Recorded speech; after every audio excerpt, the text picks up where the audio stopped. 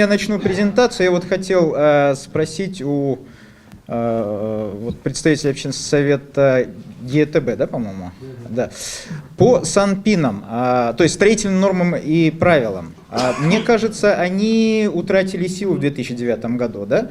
Ну, я могу ответить так. У нас, к сожалению, в республике идет двойственная позиция. У нас недавно только статс-секретарь госагентства Госстроя Георгий Колечев заявил, что у нас действует 120 с чем-то СНИПов, все работает, проблем нет. Тогда как Верховный суд, он отклонил уже немало исков по той причине, что СНИПы у нас утратили СНИПы. Строительные номеры. Силы. На каком основании? Согласно закону о нормативной правовых актах 2009 года, нормативным актом считается только документ, который утверждено правительством и которое прошло госрегистрацию Минюста. Поэтому вот эта позиция еще не ясна. Хотя в России СНИП уже давно там решено, что это технический документ, никакой госрегистрации не требуется. Ну, здесь, в принципе... Документы еще Советского Союза действуют. А у нас вот это, я говорю, и откровенно говорил, что в 2008 году была диверсия, совершена со стороны, скорее всего, Министерства юстиции, которое взяло, отменило все наши и советские, и республиканские нормативы. ОСГО Минфина, да. Не, но я к тому, что в принципе вот то противоречие, о котором вот Аня говорила, да, между новыми санитарными нормами и СНИПами, в принципе, их можно не принимать во внимание. Но тем не менее, есть такая штучка, все равно строители, поскольку нету СНИПов, они ссылаются на них. Но суд, Верховный суд будет отклонять эти вещи. Проектируют по старым СНИПам, да. они из пальца высаживают. Да. Но если ничего другого нет. 2013 года СНИП школа, и строители как раз работают по этому. Этот СНИП, да, имеется в виду? 13-й год это новый, да. Типовые проекты школ, которые тоже не соответствуют санпинам, и строители их используют. А получается потом, когда сдают здание сооружения, да, а уже да, получается, органы местного самоуправления принимают, ну, в смысле, берут на баланс, и все, ничего сделать не могут. Ну все, спасибо за ваш ответ. Я просто хотел для себя прояснить эту ситуацию, пока вот еще свежа память о презентации Ани. Ну, давайте перейдем к моей презентации. Я расскажу о возможностях финансирования безопасной образовательной среды в школе. Но, правда, вы, может быть, не увидите в презентации много большого количества повторений слова «безопасность», но тем не менее это информация о том, как школы финансируются и какие есть возможности для того, чтобы финансирование это получить. Школы финансируются из республиканского бюджета, это капитальные вложения, но здесь не хватает пункта текущие расходы школ. Из местного бюджета, в основном это стимулирующие гранты и фонды развития регионов. Ну и сейчас есть такая новая структура, и сейчас в школах, насколько я понимаю, активно создаются общественные объединения, которые, в принципе, отражают попечительские советы. По республиканскому бюджету, в принципе, сейчас параллельно существуют две модели финансирования школы. Это традиционная, это статьи, да, понятно, что в школе есть определенное количество учителей, есть определенное количество классов, там нужно сколько-то уборщиц, сколько-то охранников, ну и что-то там на питание. То есть здесь есть... И обычно эта школа финансируется исходя из каких-то исторических трендов. Могут добавить какие-то проценты в случае повышения зарплаты учителей, и может быть еще какие-то капитальные вложения, если директору необходимо будет, если директор докажет необходимость какого-то капитального ремонта или строительства какого-то нового объекта на территории школы. Да, это текущие расходы, коммунальное содержание школы, коммунальные расходы. Ну и вторая относительно новая модель финансирования школы, это основанная на количестве учащихся. Тогда бюджет школы определяется простым умножением подушевого норматива на число учащихся. я хотел бы вот показать, да, вот эту вещь как раз для того, чтобы объяснить, почему все-таки необходимы какие-то дополнительные деньги, и которые, к сожалению, берутся с родителей. Да? Это вот второй подход финансирования школы, подушевой подход, это, как говорят, революционный подход финансирования школы. Но если вы посмотрите на стандарт текущего финансирования школы, то вы увидите, что туда включается в формулу, включается оплата труда персонала, учебные расходы, повышение квалификации учителей, питание учащихся, проведение текущего ремонта общеобразовательных организаций. Если мы говорим о стандарте инвестиционного финансирования, который, по названию мы можем говорить, что да, это, наверное, какое-то строительство, это какой-то большой ремонт площадок спортивных, лестниц, может быть, создание какой-то инфраструктуры безопасности, да, если мы говорим о контексте сегодняшней нашей встречи, то мы здесь увидим только нормативные расходы на приобретение учебников. Извиняюсь, уважаемый спикер, не знаю, мне только кажется, просто мне кажется, немножко громко говорите, потому что микрофон слишком близко мне кажется. Если я далеко, то тогда не будет слышно. Так, на приобретение учебников. Ну и здесь такая ремарка: расчет стандарта бюджетного финансирования осуществляется по ступеням обучения, то есть в зависимости от класса, да, в котором учится ученик.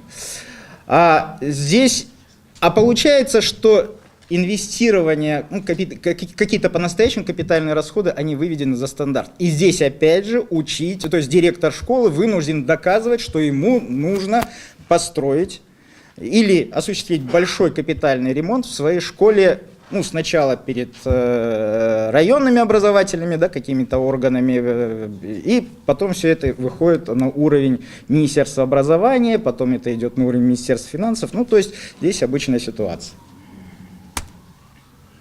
По капитальным вложениям. Если мы говорим о капитальных вложениях, допустим, строительство спортивного зала. Здесь существует положение о формировании перечня строек и объектов для госнужд, их финансирования за счет средств республиканского бюджета. Здесь показаны реквизиты этого НПА.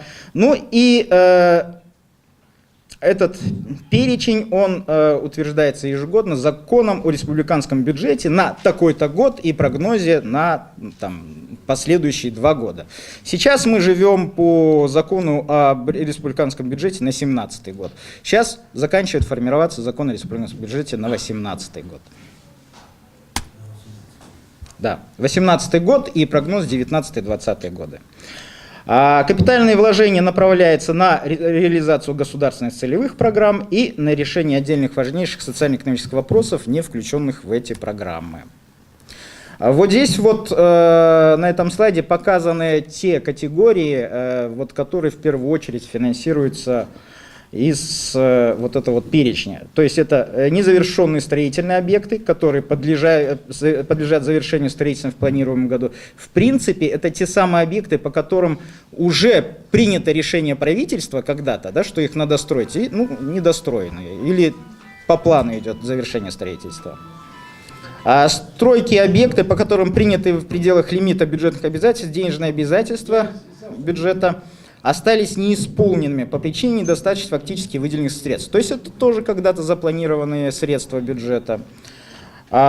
Стройки и объекты, для которых госзаказчикам обеспечит привлечение иных дополнительных источников финансирования. То есть здесь директор школы может в принципе найти каких-то доноров, спонсоров и начать строительство или запланировать строительство какого-то объекта. И тогда есть шанс получить софинансирование из республиканского бюджета.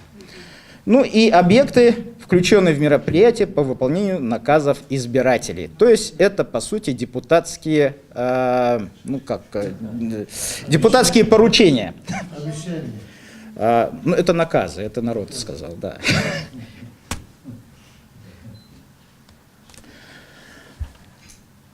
Также объекты, строительства которых было предусмотрено в предвыборной программе президента Кыргызской Республики, тоже обещание, и объекты образования, соответствующие критериям отбора образования для включения в перечень объектов и строек, финансируемых из республиканского бюджета. Ну, наверное, я не буду останавливаться на каких-то вещах, которые касаются регламента. Это можно посмотреть в законодательстве. У нас времени не очень много. Ну, вот здесь вот есть что-то вроде цитаты из закона о республиканском бюджете на 2017 год. Здесь сказано, что планируется выделить бюджетные средства по статье капвложений в объеме 2,5 миллиардов сомов, которые в первую очередь будут направлены на завершение строительства, реконструкции объектов образования, пострадавших от стихийных бедствий и аварийных объектов, а также на объекты высокой строительной готовности.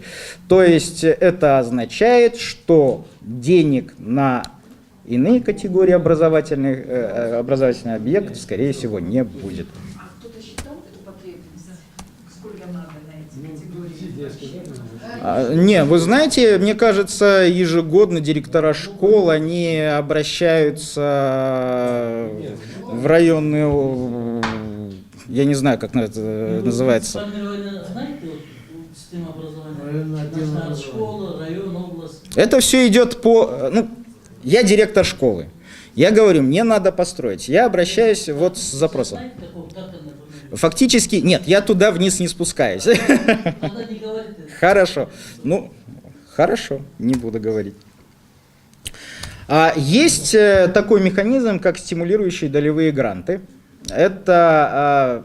Он внедрялся в 2003 году. Признаюсь, что я тогда работал в Министерстве финансов и ездил как раз с презентациями по стимулирующим долевым грантам по регионам республики и рассказывал, насколько это хорошо и перспективно. Есть нормативно-правовые акты, которые разъясняют, каким образом осуществляется финансирование за счет СДГ, стимулирующих долевых грантных. Это прежде всего положение о подборе и финансировании проектов за счет СДГ и инструкции по подготовке и реализации проектов. Долевые стимулирующие гранты – это трансферты, которые предоставляются из республиканского бюджета исполнительным органам местного самоуправления в целях стимулирования эффективного расходования бюджетных средств, увеличения доходов местных бюджетов и более полной мобилизации местных источников доходов. Сказано сложно, но в принципе это означает что? Это просто органы местного самоуправления. Фонды развития регионов – достаточно интересный источник финансирования. Формирование этих фондов обусловлено бюджетным кодексом, который был введен в действие 1 января этого года, а также во исполнении бюджетного кодекса было принято типовое положение о порядке формирования фондов развития регионов.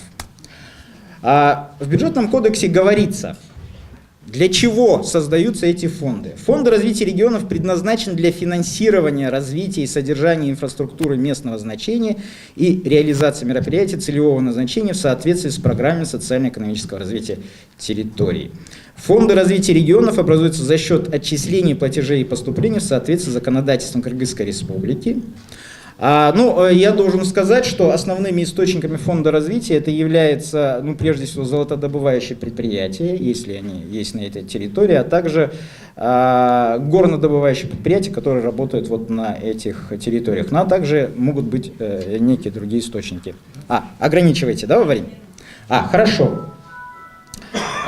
И органы местного, скажу вот по фондам, органы местного самоуправления, они имеют право в течение года подать до 3 проектов на финансирование за счет фонда. И это тоже могут быть некие объекты, связанные с безопасностью школы. Для этого нужно убедить органы местного самоуправления, что это очень важно. И я думаю, введение стандарта, о котором говорила Аня в предыдущей презентации, это даст еще дополнительные аргументы в этом направлении. Здесь на что используются средства фонда. Красным шрифтом выделено, что за счет бюджетных средств фонда можно строить и ремонтировать объекты образования, а также можно укреплять материально-техническую базу и поддержку деятельности учреждения образования. Вот еще один достаточно интересный механизм – это попечительские советы. Попечительские советы создаются при каждой школе. ну, здесь сказано, кто может, в принципе, это граждане Кыргызстана, которые соответствуют неким критериям, да. И в задачи попечительского совета входит привлечение дополнительных источников финансирования учреждений в социальной сфере, не противоречащих законодательству Кыргызской Республики, контроль их целевого использования. И вот здесь вот как раз таки и кроется ответ на вопрос, да, что делать, если мебель приобретается за счет средств родителей. То есть нужно организовать попечительские советы. Таким образом, те средства, которые собираются родителями, входят в некую правовую среду, и родители же через попечительские советы контролируют эти вещи. И в том числе, я думаю, они могут участвовать и в тендерах. Да, нету запрета участия родителей в тендерах. Ну и здесь вот такая важная штука, что только попечительские советы могут на добровольной основе привлекать финансовые и иные материальные средства, которые формируются из добровольных фондов и пожертвований. Ну еще я хотел сказать, вот Аня в своей презентации показала некий цикл, да, по тому, как соблюдать стандарт безопасности, проект которого скоро будет вывешен на сайте. А вообще еще в школе есть такой хороший механизм, правда, сейчас он в основном применяется, по большому счету, формально. Это так называемые планы развития школы. И если вы сходите в школу своих детей, да, и вы спросите, есть ли у вас план развития школы, вам скажут, да, мы должны его разрабатывать, и у нас есть какой-то формальный. Но тем не менее, план развития школы – это стратегия развития школы. И в разработке плана развития школы как раз могут и должны участвовать родители, активные ученики, это тоже, да. Потом и еще кто-то, там есть, в принципе, те люди, которые... И вот этот вопросы безопасности, мне кажется, они должны включаться в план развития школы. И план развития школы, он как раз-таки является в том числе основой для дальнейшего финансирования как из средств республиканского или местного бюджета, так и из каких-то добровольных вот этих пожертвований, которые привлекаются к попечительским советам. Потому что план развития школы утверждается каким-то документом. О плане развития школы должны знать органы местного самоуправления.